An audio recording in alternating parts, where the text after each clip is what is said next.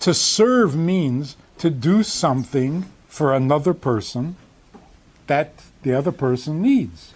If he doesn't need it, and you keep serving him, you're annoying. You're a pest. So what does it mean, Ivdu es Hashem? Serve him. What does he need? Nothing. Because he's God. What does he need? So if he needs nothing, what are you serving him?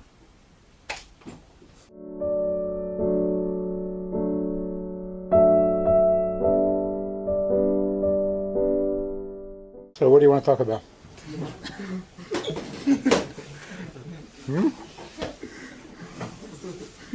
What? You don't know?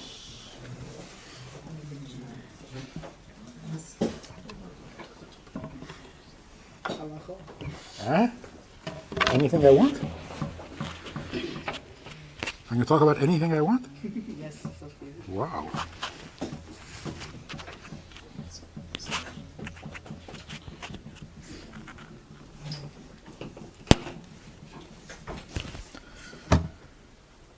A couple of things I never understood in the Torah. How many times in the Torah does it say God's eyes? Einei Hashem. How many times? Only twice? Because he has two eyes? How many times does it say Yad Hashem? How many times does it say Pi Hashem?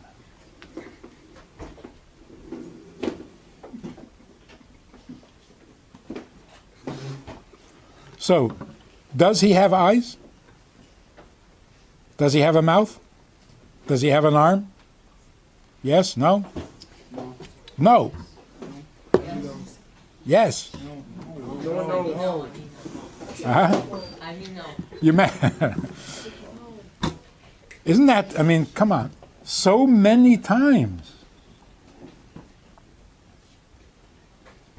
Dvar Hashem. Does he really speak? If you were there, would you hear him? No. Like real speak or mental talk? Real speech. Okay.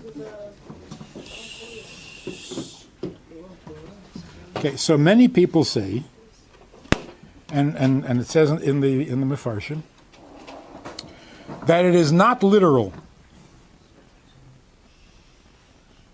It's only a mashal. Why do we have such a mashal? To help us understand, like every mashal. But to help us understand what? That he doesn't have an arm or a mouth, and he doesn't really speak, and he... So listen to this example. My granddaughter was crying because her doll broke. So I sat down and I said, I feel so bad because it must have hurt the doll terribly. So she started to laugh. She says, it didn't hurt. I said, what do you mean it didn't hurt? The arm came off. She said, it's not a real arm. I said, how do you know? She said, it's plastic. She's right. A plastic arm is not a real arm. It looks like an arm, but it's not a real arm. What's a real arm? A real arm has to have a bone and skin with muscle, right? That's a real arm. A plastic arm is just plastic. A bone and skin is just a bone and skin. It's not a real arm. It looks like an arm, but it's not a real arm. It's just a bone. God has a real arm, a real one. Since we were created in his image, B'Tselem Elokim, that's why we also have something like an arm. But his is the real thing. Ours is just like a doll. So does he really have a mouth? Or we have a real mouth? He has a real one. We have something like it. Does he really speak or we really speak? He said, let there be light, vayihi. You try it. Say it 100 times. Nothing will happen. Because our speech is not the real, his is the real. So who is the mashal and who is the nimshal? We are the example, not him. So does he really have an arm? Yes. Is it literal, an arm? Yes. An actual arm? Yes. You mean like mine? No, because yours is not the real thing. Now it makes a little bit of sense. I call my arm an arm because it's a tiny little example of his real arm. So it's not confusing, it's a little bit helpful. But don't think that his arm is like yours, because his arm is the real one. So the Torah is not using words incorrectly, saying he has an arm when he doesn't really. Every word in the Torah is true. So if it says an arm, then it's an arm. Just don't think it's an arm like a doll's arm, because it's a real arm.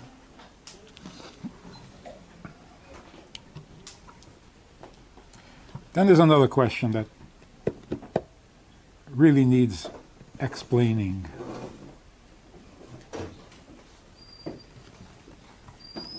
What does it mean, Ivdu et Hashem? What does it mean? Anybody know? Huh? Serve Hashem. What does serve mean in English?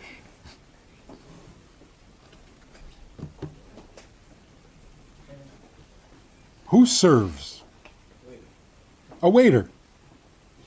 A waiter. So, if a waiter comes over to your table and serves you, and you didn't ask for it, he brings you something you didn't ask for, is he serving you? Or is he annoying you? Getting on your nerves. Huh? Well, you asked for soup, and he brought you kugel. Said, excuse me, take this back and bring me some soup. Said, no, I'm serving. Said, no, but you're not serving me if you don't bring me what I want. To serve means to do something for another person that the other person needs. If he doesn't need it, and you keep serving him, you're annoying. You're a pest. So what does it mean, Ivdu es Hashem? Serve him. What does he need? Nothing. Because he's God. What does he need? So if he needs nothing, what are you serving him? So if you put on the tefillin every day, you're serving him? Hmm? He doesn't need it. If he doesn't need you to put on the tefillin, how are you serving him? Praising him. Does he need your praise? He's happy. He asked for it. That's one of the things that really puzzled me for a long, long time.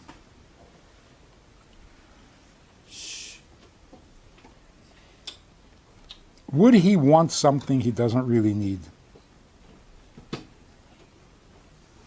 Should you want things that you don't need? Yeah. You should? Yeah. You should want all sorts of stuff that you don't need? And then you get all that stuff you want but don't need. What do you do with it?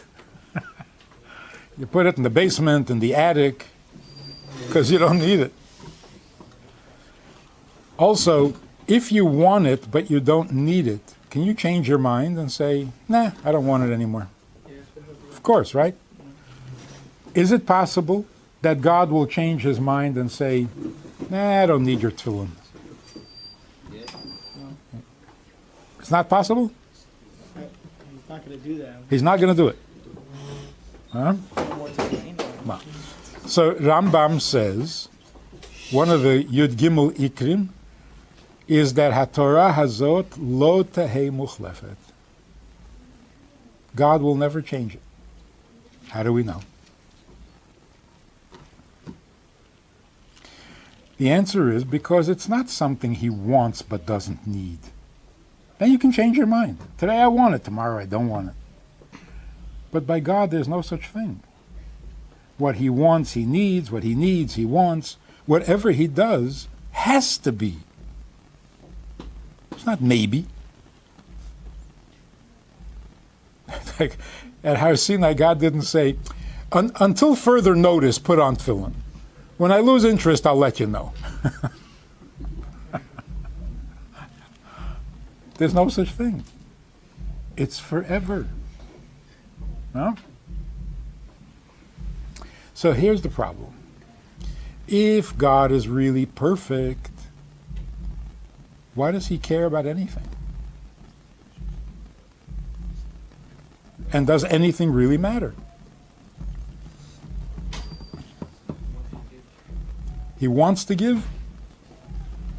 Yeah. In other words, even when you're perfect, you want to give. Why? You're already perfect. See, if I give, if I'm generous with what I have, I become a better person. God becomes better when he gives. If he's already perfect, why does he have to give?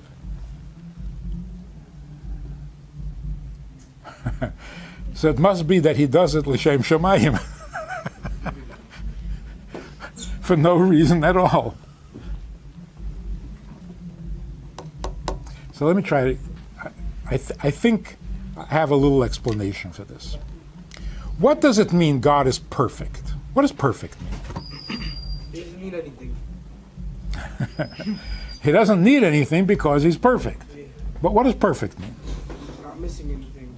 Not missing anything. That's very good. God is not missing anything. In other words, he is so perfect that he cannot get any stronger. He can't get any smarter. He can't get any bigger. He can't get any older. He's already, right? So there is no way in which he can make himself bigger or better because he's already perfect. If I don't need anything, would I still find a friend? For what? If I was perfect and I don't need anything, why would I want to have a friend? So you can make that person better. To make that person better. But why do I need to do that? I don't. So why would I want a friend? Huh? Because I'm bored? See, I thought about it in terms of marriage. If you're healthy and you're smart and you're capable, why do you need to get married? You've got to have kids.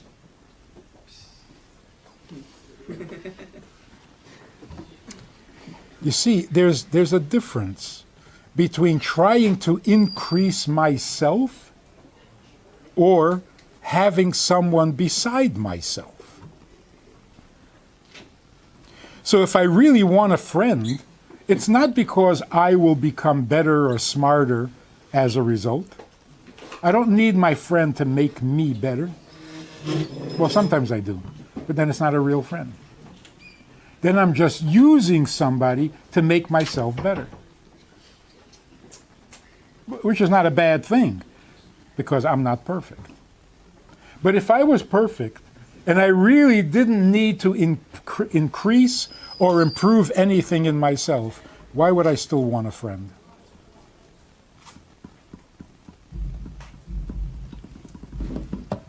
So here's this important idea.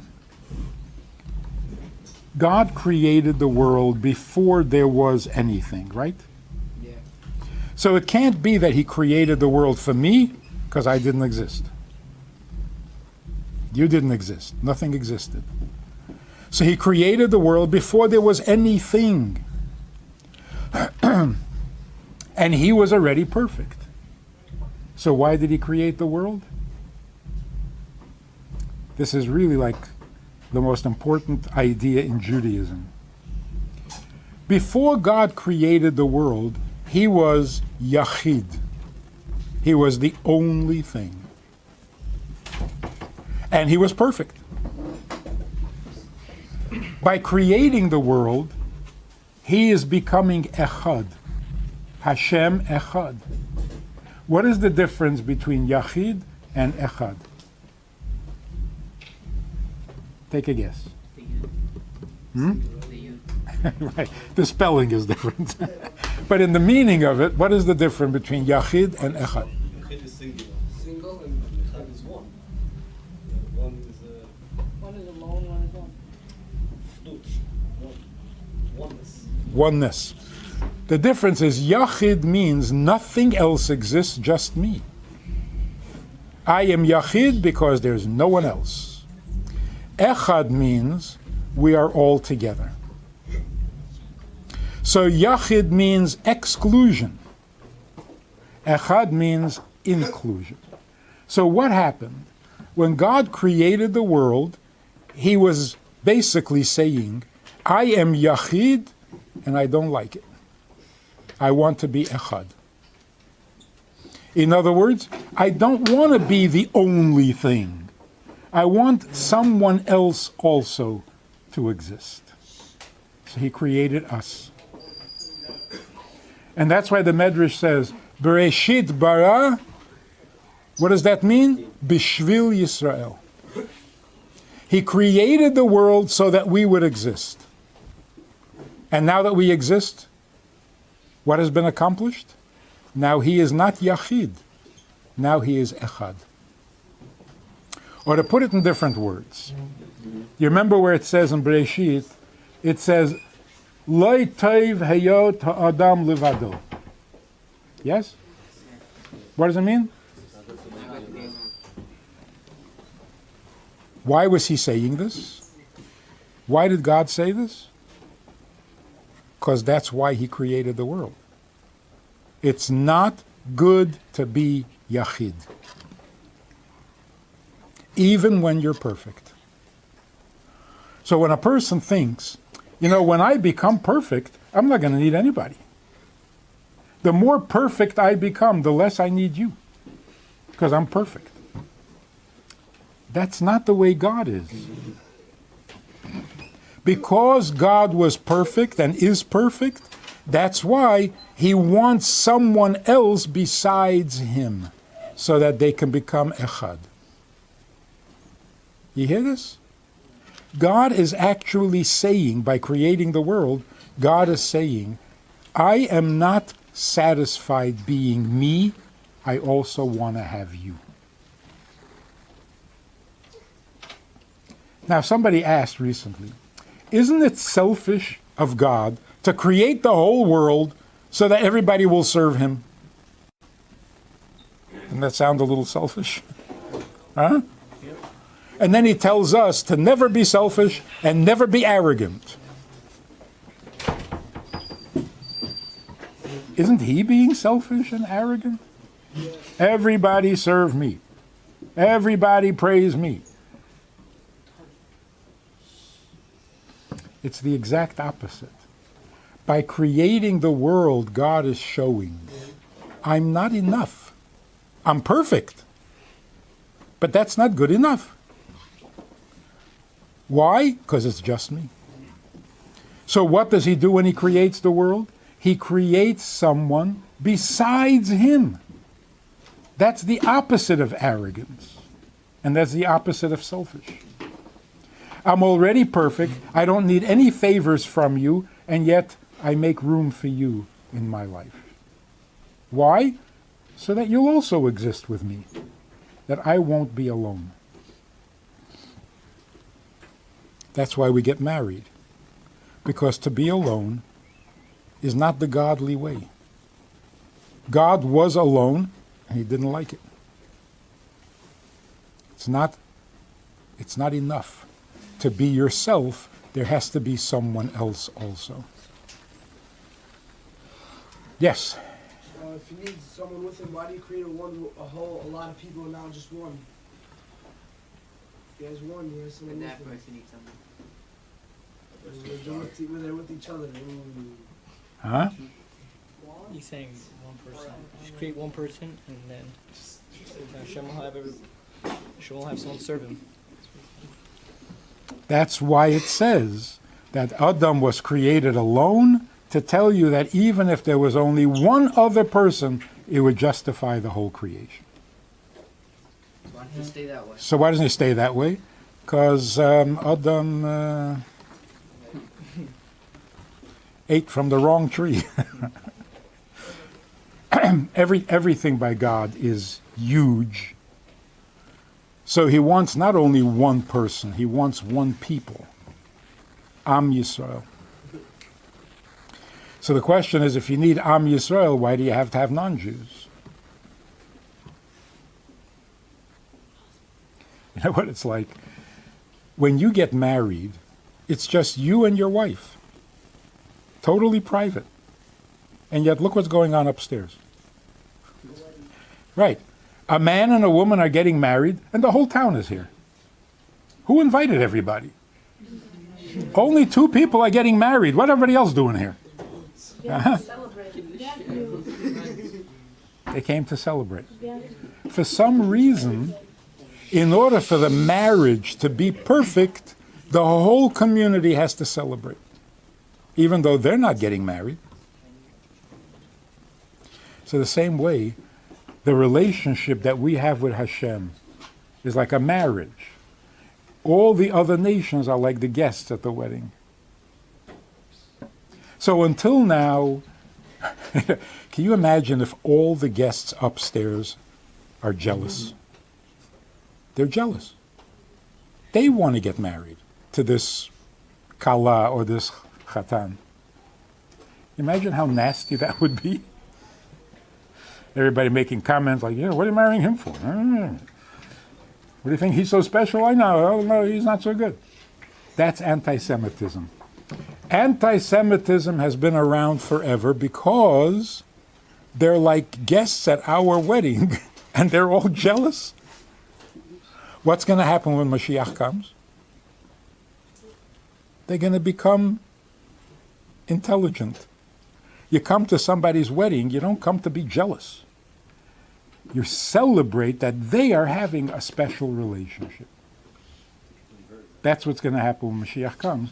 Instead of being anti-Semitic, they will become guests at our wedding, and they will be happy for us that we have this special relationship with Hashem, and they will bring presents, like the people upstairs are doing, and they will actually be complimented that they were invited to such a special event.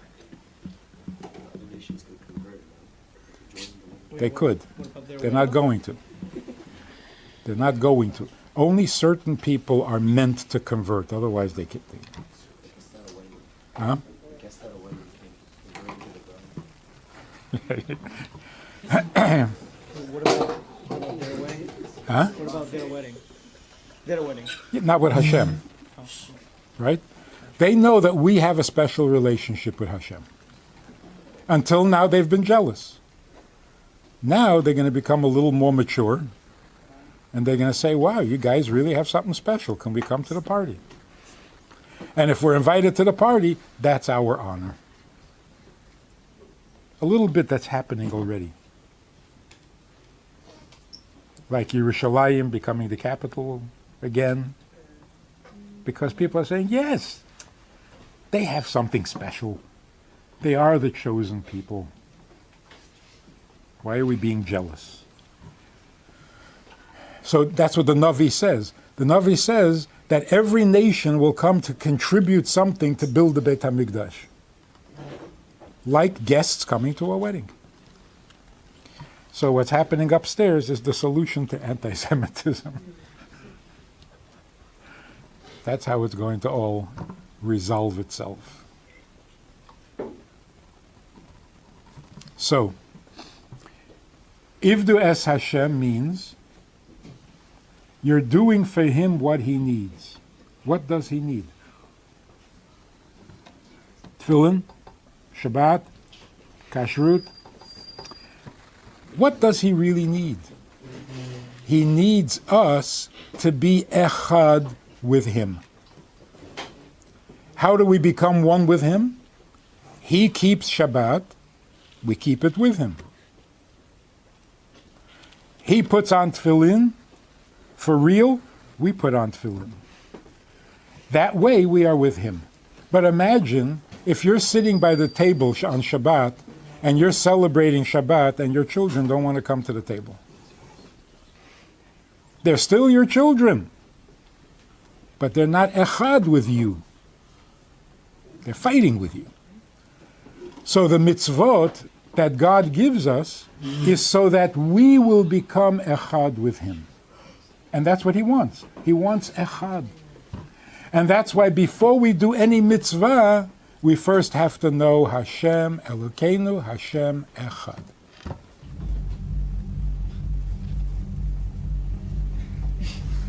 I think the party is starting. Wow, that was a short party.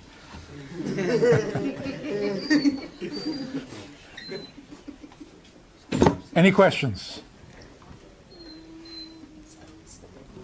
Any answers?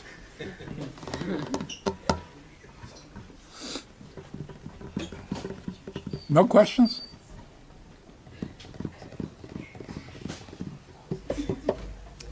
What happens if a person sins and then he dies? What happens to him? He dies. So what happens? Can't go to heaven. Because he sinned, huh? He has a judgment, and if he's guilty, Downstairs. downstairs, Down low. in the basement. Huh?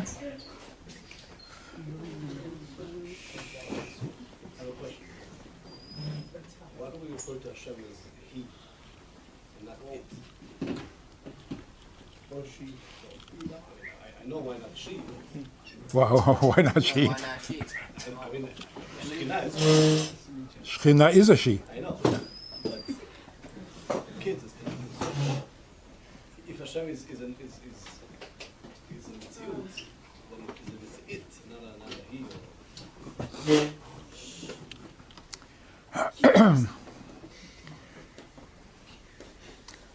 It's. I think you're following the theme. If he wants a relationship, then he's not an it anymore. An it doesn't want a relationship. A he and a she need each other. So the question is, should he be a he or a she? So the problem is not what he is, but what we are. Because if Hashem is the she, then we have to be the he. That's not good. There was a big debate between some famous rabbi and the Christians back in the olden days. And the Christian asked the rabbi, how come in your Torah God is so punishing? He punishes and he's angry and he's... The answer was brilliant. The rabbi said, it's because we would rather that he does the punishing than that we should do the punishing. By you, your God doesn't punish, so you punish everybody. You make the Crusades and you make the Inquisitions and you torture people. Better leave it to him. Let him be the he, we want to be the she, right? Also because he married us. which is the masculine. He came to take us out of Mitzrayim.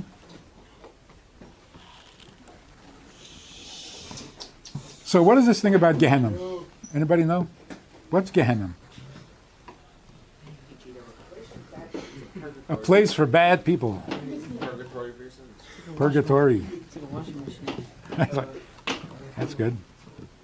Well, it's also a place to get cleansed first, then go to another. So it's a dry cleaner. It's a, it depends on how bad. If you have a stain on your shirt, you have to put it in the washing machine. Depends how much cleaning you need. There's a fire, there's hot water, it boils. What's going on over there? How do you boil a soul? How does a neshama get punished? Send them downstairs. Huh?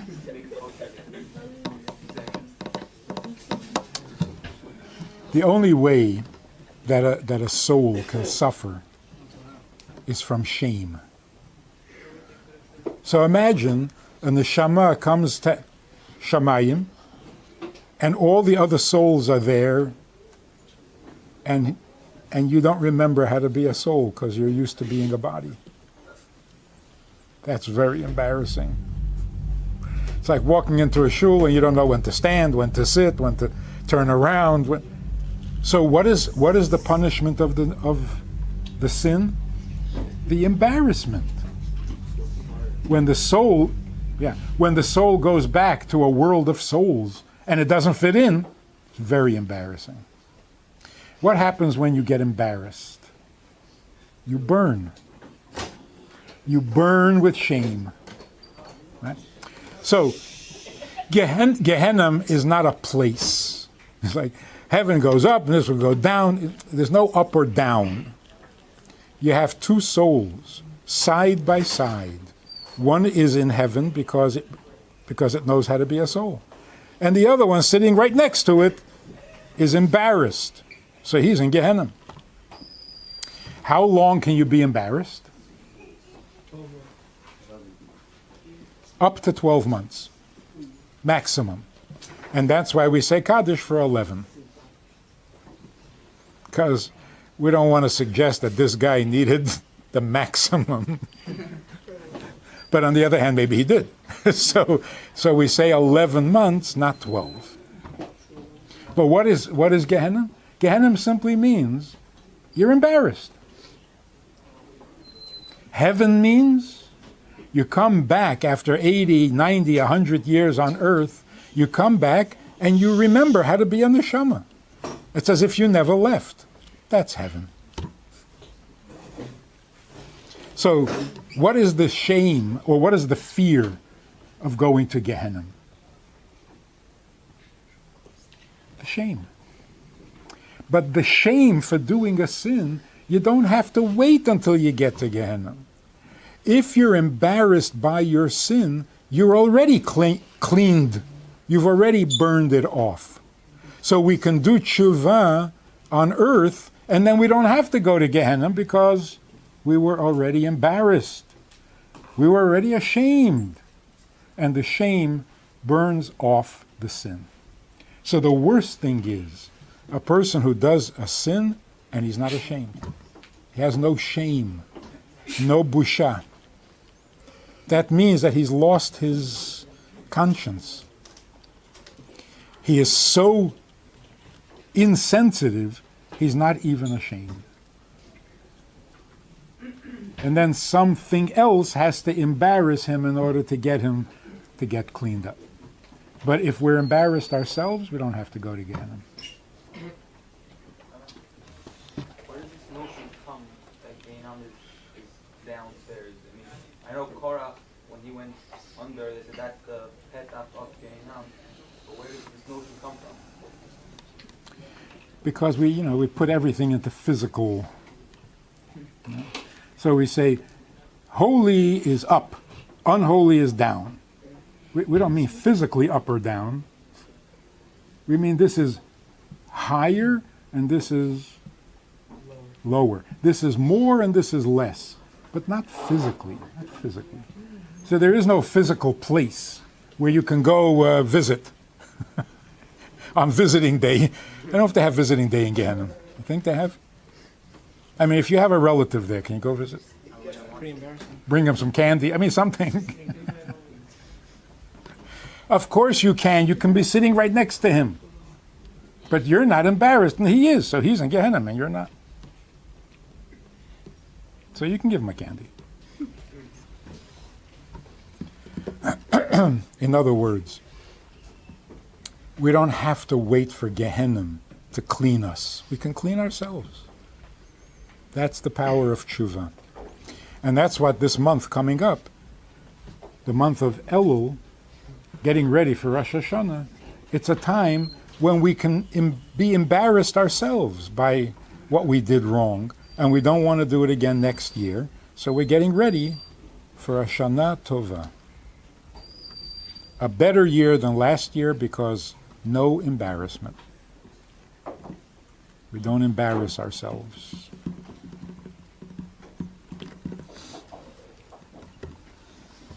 If the embarrassment is just the whole point of the, if once we get embarrassed, then the whole sin goes away. So I don't need forgiveness. What's the whole point of Yom Kippur? See, Yom Kippur doesn't mean forgiveness. What is the Hebrew word for forgiveness? Mechila. What is kapara? Yom Kippur. Kapara means clean, cleansed. You're forgiven because you regret your sin and you're not going to do it again. That's it, you're forgiven. But now, what about the fact that you did sin? How do you erase that? So in other words, once you are embarrassed and you say you're not going to do it again, God is not angry at you anymore. You're forgiven.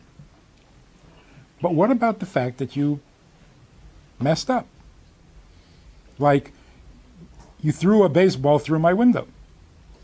And you apologize, and I say, fine, I forgive you. Who's going to fix the window?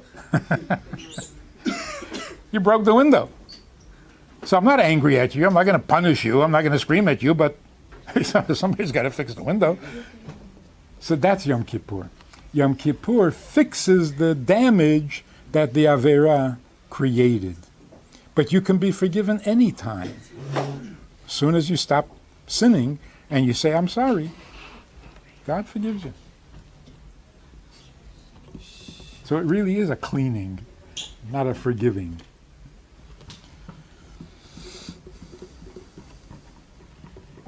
Now I want to tell you one more amazing thing.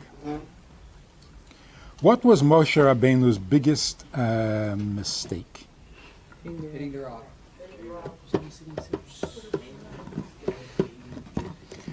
Now, Jewish people, look at this. A rock listens and you can't? So here was Moshe's problem. Should I do what makes Hashem look good to Am Yisrael? Or should I do something that will protect Am Yisrael and not make them look bad to Hashem? In other words, a Jewish leader, what is his first obligation? To Hashem or to the people? Hashem. See, that's why he is called a shepherd. A shepherd has that problem. He's out in the field taking care of the sheep. And there's some danger to the sheep. Should he worry about the sheep or should he worry about the owner of the sheep?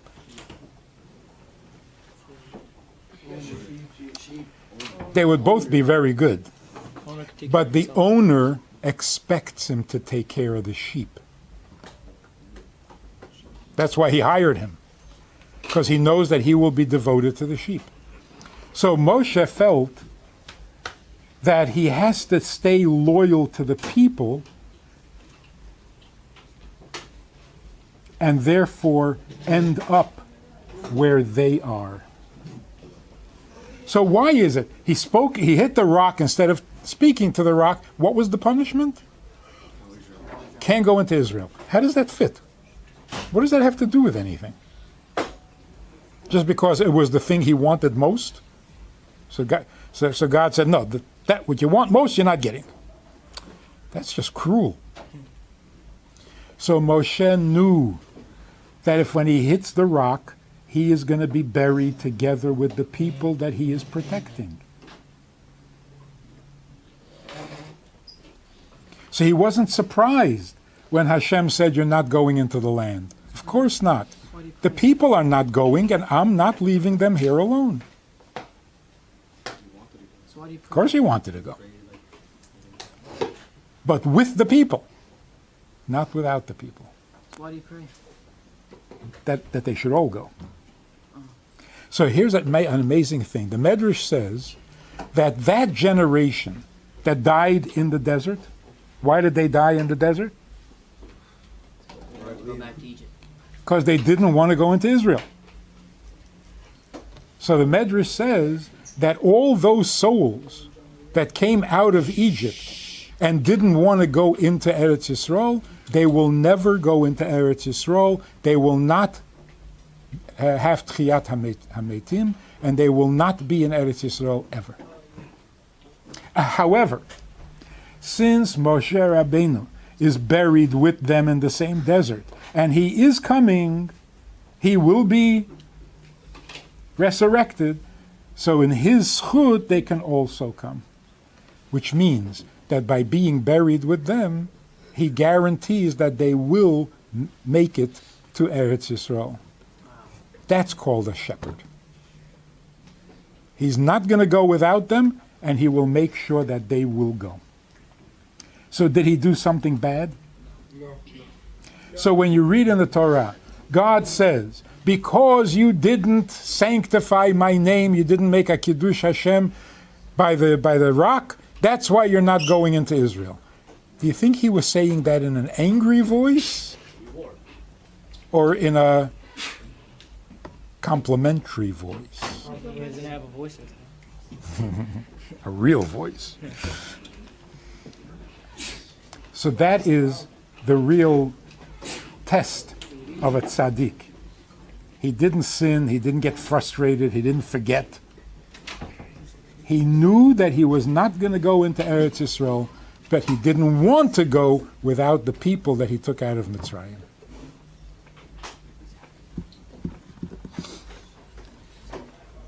One more thing. You read the Haggadah on Pesach? The whole story of Yetziat Mitzrayim and Moshe is not mentioned. Did you notice that?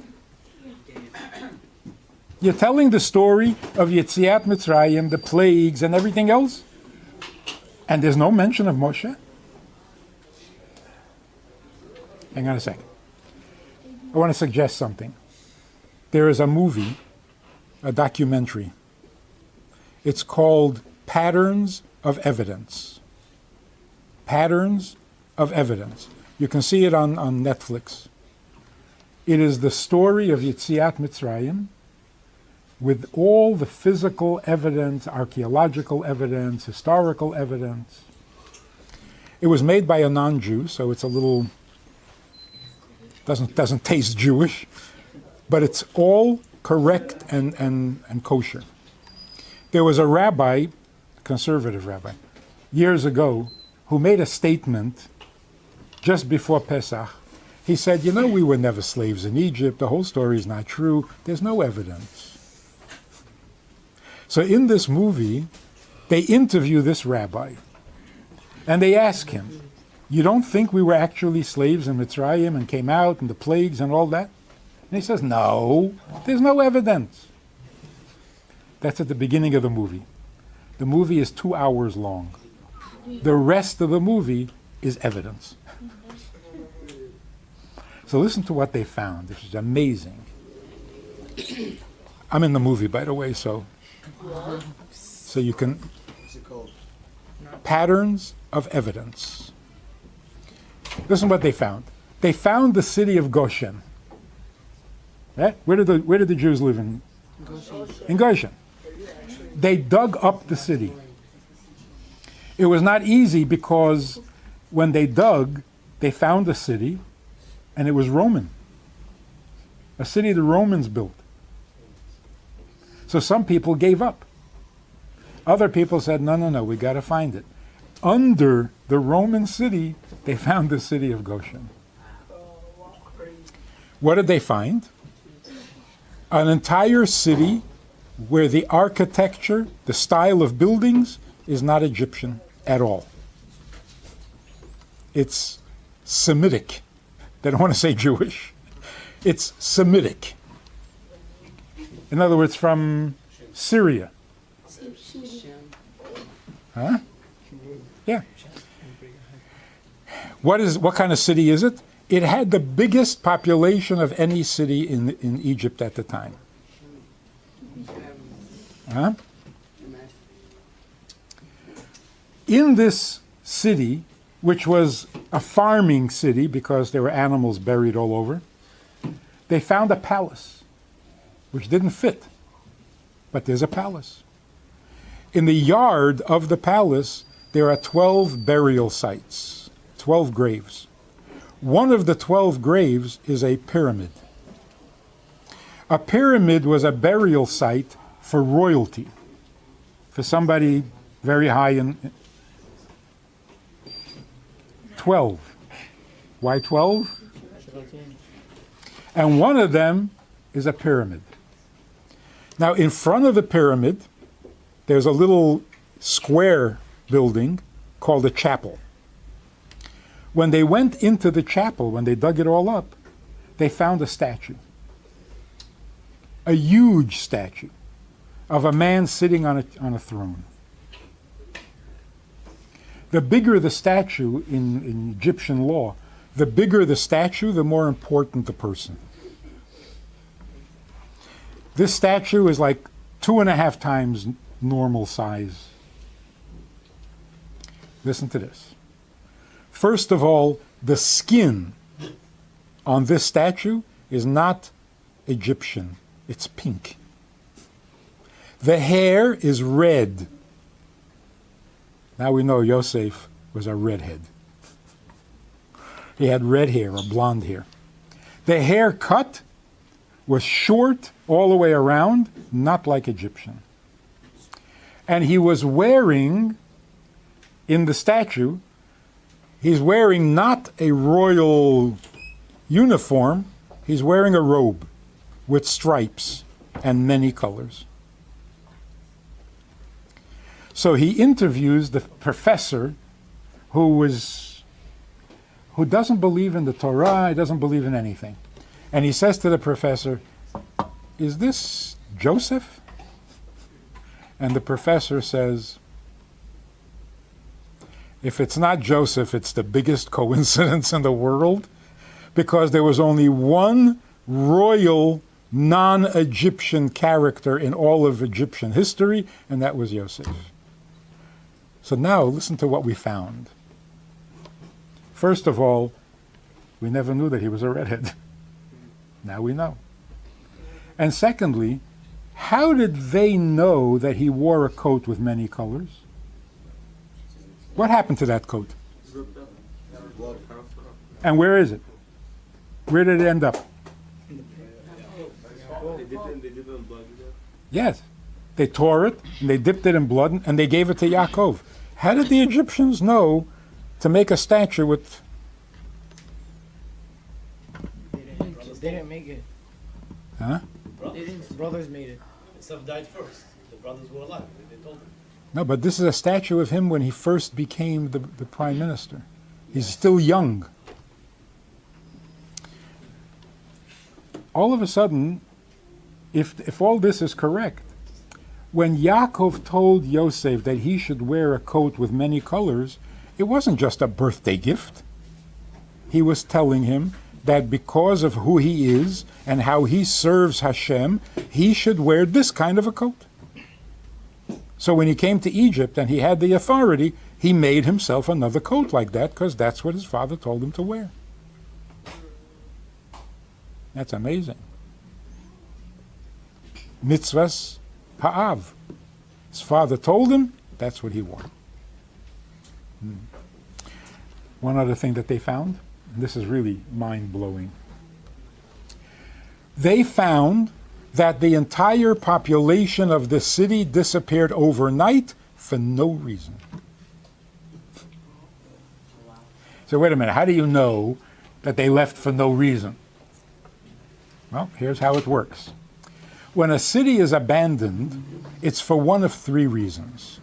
Either a war chased them out, or a plague, everybody died from a disease, or hunger. There was no food, so they went to look for food. If there was a war, there should be broken houses, burnt houses, none. If it was a plague, there should be dead bodies all over. None. If it was hunger, this is the main thing, if they left because of hunger, then the grain bins and the wine vats should be empty. But they're all full. I wouldn't drink from it, but in the city of Goshen. This is just the artifacts, no? What is This that? is actual, how do they find vats of wine and... They dug up the city. The city had wine vats and food and grain bins. And they were still filled? Yes. And how did, I mean, not edible, but and how did they find that, how did they know that the city was abandoned overnight? What? you can tell there's no decay. It was like it was just left. Also, the food was still there. So here's the amazing thing. Not only did they leave for no particular reason, they didn't bother taking food with them.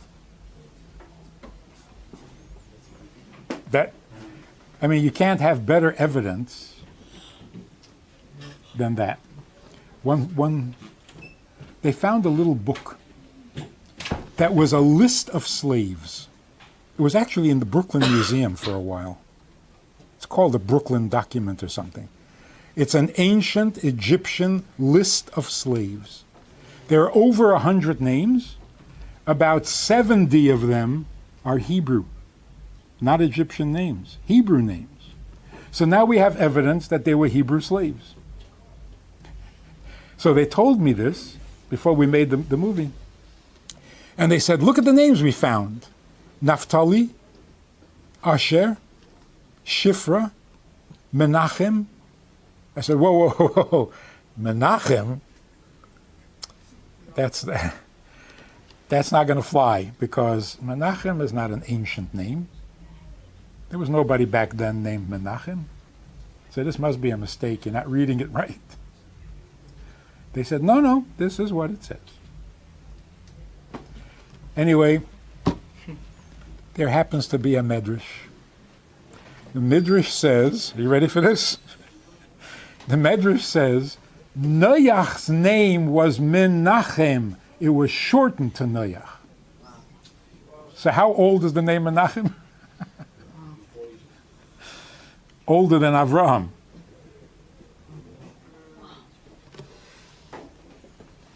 So there were Jews in Egypt whose name was Menachem. We didn't know that either. Well, the Medrash, of course. So, take a look at that movie. There's more, much more stuff. It's long and it's a little boring, but it's worth seeing. Anyway, what were we in the middle of talking about? The Haggadah. Why is Moshe not mentioned in the Haggadah? Only because he didn't want to be. He didn't want to be mentioned. He didn't want us to say, you helped us come out of Mitzrayim, and where are you now? In a basement, hiding from the Inquisition? In a ghetto? Don't mention me until Mashiach comes. When you come out of Galut, then tell me that I started the process, and I will be very complimented. But to sit in a basement making eating matzah and say, oh, Moshe took us out of Mitzrayim, don't embarrass me. Until you really come out, in other words, until the generation that I took out gets to come to Israel, then it'll be a compliment. Now it's just a little embarrassing. How do you know that? I don't know that, but it is the only answer that makes any sense. Because who would have the chutzpah to leave Moshe out of the story? Unless he himself asked. Huh? Well, Yes. Yeah. Anyway, you should have a good year. Ksiva v'chasima tova. Get ready for a new year, and it should be the best year you ever had. Do the most good you can. And if you're a little embarrassed because of your sin, okay, then you won't go to Gehenna. Thank you, Rabbi. Thank you, Rabbi. Thank you so much. My pleasure. Thank you. Thank you, Rabbi. Really My pleasure. Partner with Rabbi Friedman. Visit itsgoodtoknow.org/support.